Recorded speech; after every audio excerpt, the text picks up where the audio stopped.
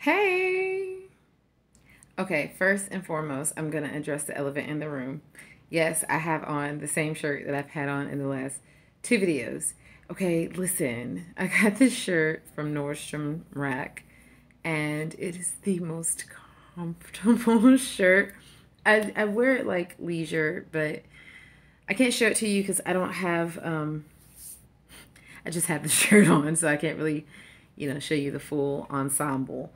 But it's just so comfortable. I don't feel like putting anything else on. So when I'm just out and about, or when I'm just, lounging around, or, working not at my actual job, but, doing stuff here, I just kind of put this on. So, dressing the elephant in the room because I know you guys have seen me in the same one. Like, I do wash, I do take showers and stuff. So, just addressing that elephant. Okay. Now that that's all said and done, and I'm sorry, I'm not on my laptop right now. I'm actually on my phone, my new phone. So, that's actually why I'm on here. So I'm on this adventure. That's what it feels like, this adventure. And since I've gotten here, I see how Ruach HaKodesh has me, like, it's been one test, one trial, one tribulation after the other.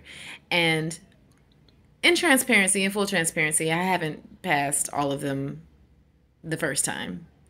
You know, there's some of them that he's cycling them back around because I failed it the first time.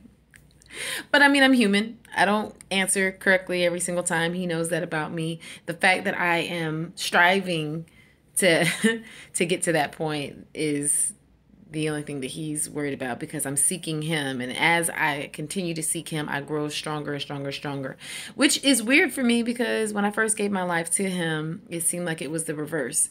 Back then, it seemed like I was just, but when you're a babe, in all honesty, he kind of does like hand everything to you because he wants to build that faith and trust with you, and you're just coming out of the world and you're like, yo, this is way better than the crap I was in. So it's easier to get through these trials and tribulations. But then once you've been with him for a while, you just kind of like, when is it going to be over with? Like, dude, every day. So for 2 weeks now, I have been going through, like I said, it's just like bam, bam, bam, bam, bam, one thing after another coming. But I was talking to my mom today, and she reminded me of a reason why it's all happening. But then I heard Ruach HaKodesh.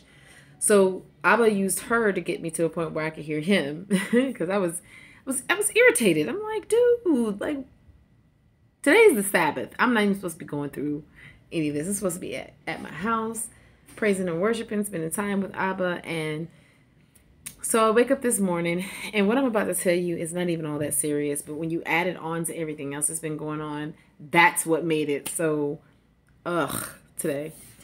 So we've been having storms here, and my phone, since I got here, has been acting up, but the past 2 days, it's really been acting up.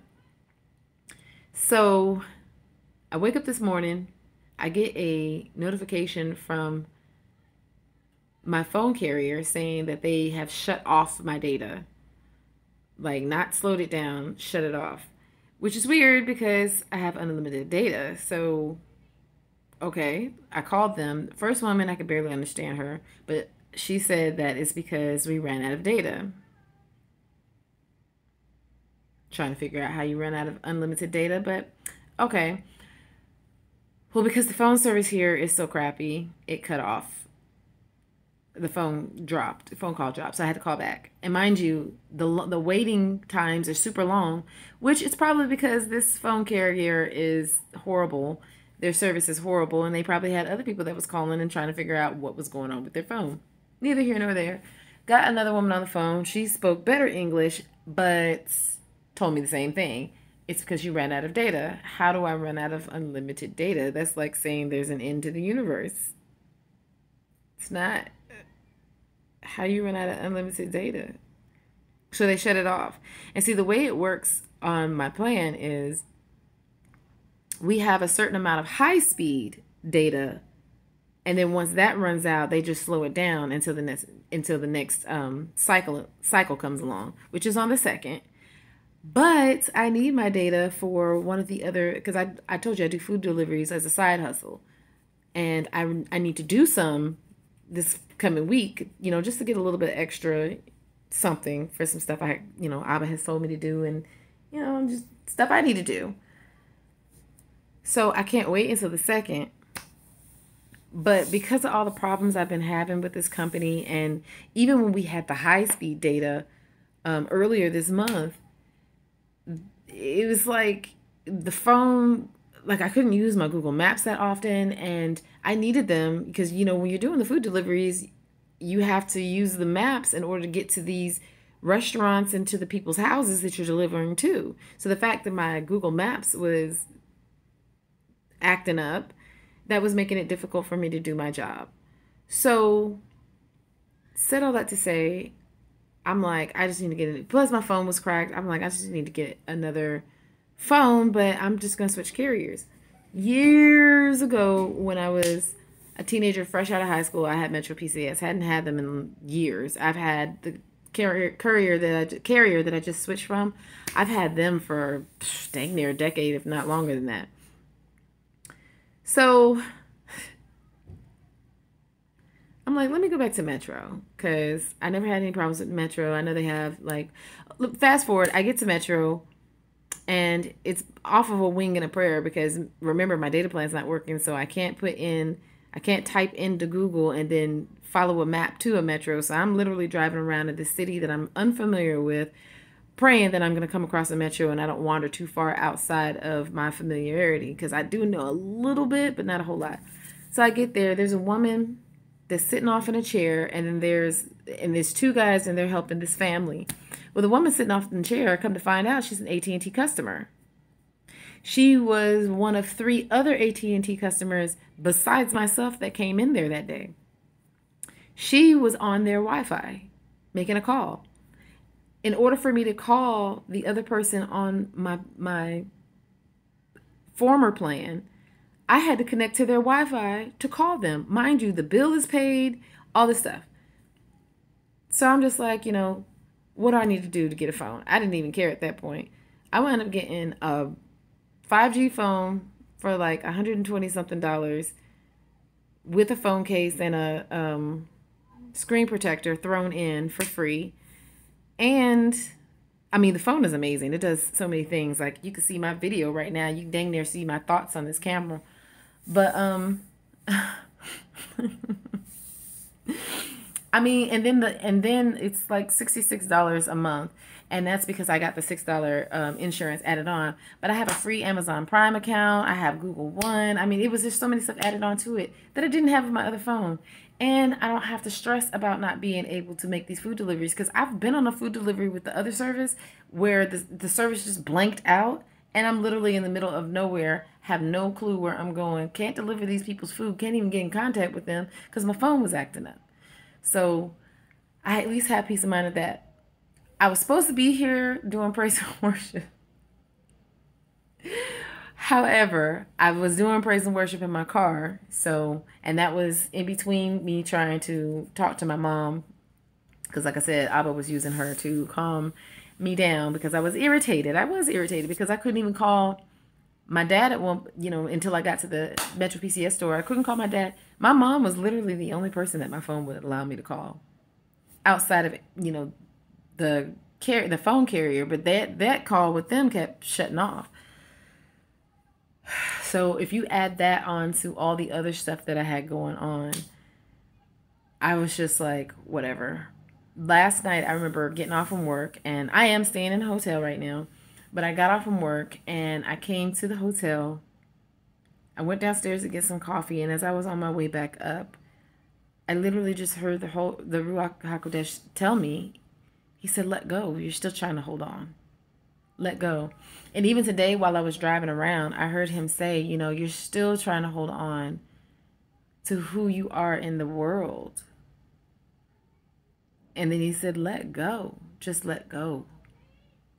So the message that I'm on here to speak to you guys is just let go. I know it doesn't seem rational. I know it doesn't seem logical. First and foremost, Abba Yah, he exists outside of any of those things because those are all things of man. And even though he is a rational and logical God, you got to understand his rationale and his logic is far beyond anything our feeble minds can even fathom. So to us, it might be rational, but to him, it might seem silly. He might be looking like that's not rational at all, but in our minds, it seems rational. But there's a scripture about that.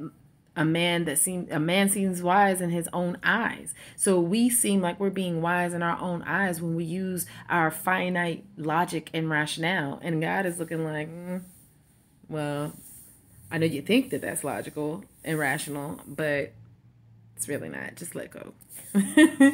So he was telling me, he was like, just let go. So I finally just came to that. Like last night, I felt more at peace about it. Then I woke up with another attack, and then I'm back to the peace about it. You know, just letting go. Because I wasn't trying to hold on. Well, I mean, if Abba said it, then yes, I was. But the way, okay, let's say that. The manner in which I was trying to hold on was when I first obeyed him and went to where he, went to where he told me to go. I had a certain amount of finances. And if I had stayed where I was, those finances would have multiplied. So man's logic, man's rationale would have said I should have stayed where I was so then I would have a whole bunch of money in my bank account right now. But Abba's logic is I am God, not me, but he's saying he is God. He is Elohim. He is the Almighty. He is the Most High. So yeah, he allows us to have money, but he doesn't want us to depend on it. And right now, the journey that I'm going through is completely 100% reliant on him. So I had to let go of the fact that since I've been where he called me to, and please believe, since I've been here, I've been like, did I mishear you? Is this where you called me to? Is this where I'm supposed to be? Am I doing what you told me to? And he's told me, yeah. Every single time he's confirmed that it was. But what he's doing is he put me in an uncomfortable situation, and then he started cutting my lifelines. Because he wants my trust to be 100% in him. And it's hard. It's harder than I thought it was going to be. But I see what's happening. And being able to see what's happening makes it easier. I wasn't able to see what was happening at first. I'm not going to lie and be transparent. So I was kind of flipping out and like, oh my God, what am I going to do? But I'm in a good place with it now. And part of that is because I continue to seek him for his wisdom on it. And although his instruction has been delayed, he gave me his peace in the meantime. So if he's telling you to do something, don't try to use your own logic or rationale, because in your mind is wisdom, but is it his wisdom? Because wisdom comes from him. And we say things are wise because we think they're wise, but are they wise in Abba's eyes? Are they wise in Elohim's eyes, in the Most High's, Yah's eyes? Are they wise in his eyes? Because I know there's a lot of people in my life that base their life off of logic, that are probably viewing my life right now as though I'm being very unwise. However, I know that I'm doing everything I've been told to do, which is actually wise. So he's putting me through this process because on the other side of it, I'm going to have peace. On the other side of it, my faith will be stronger. On the other side of it, I'll be patient. On the other side of it, I'll be kind. He's literally growing his spirit within me, the fruits of his spirit within me. He's growing them. But he had to do it by making me uncomfortable and cutting all my ties, all my lifelines. So just want to encourage you guys, whatever it is he's telling you to do, do it. Do it and trust in him. And I'm saying this to you from a place of my flesh nature is freaking out. But he gave me his peace so that my spirit will be at peace right now. So I'm saying this to you while I'm currently in my situation. A lot of times we hear these things when we've already been through the situation. I mean, when the person's already come out of the situation, or the person may have never even been in that situation and they're telling you to have peace while you're in a situation. I'm telling you this while I'm in my storm for you to do what he told you to do and have peace and faith. And if that's not a good testimony of the peace that he's able to give you, that I am currently in a storm, and I haven't even told you guys what I'm truly going through. The fact that I'm currently in a storm and I'm still able to sit here and tell you to have faith, be patient, trust him.